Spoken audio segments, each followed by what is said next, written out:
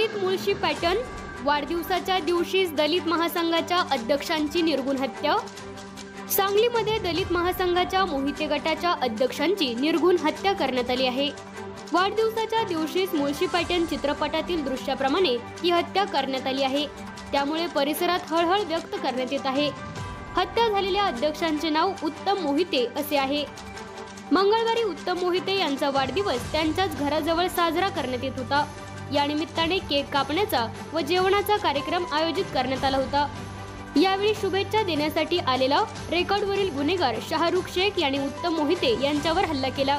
त्यानंतर रक्ताच्या थारोळ्यात पडलेल्या उत्तम मोहिते यांना सांगलीच्या शासकीय रुग्णालयात दाखल करण्यात आले। मात्र उपचार सुरू असतानाच त्यांचा मृत्यू झाला। हल्ला करणारा रेकॉर्डवरील गुन्हेगार शाहरुख शेख याला यावेळी संतप्त जमावाकडून बेदम मारहाण करण्यात आली, तेव्हा तो देखील जखमी झाला होता। त्याच्यावर देखील सांगलीच्या शासकीय रुग्णालयात उपचार सुरू आहेत। उत्तम मोहिते हे दलित महासंघाचे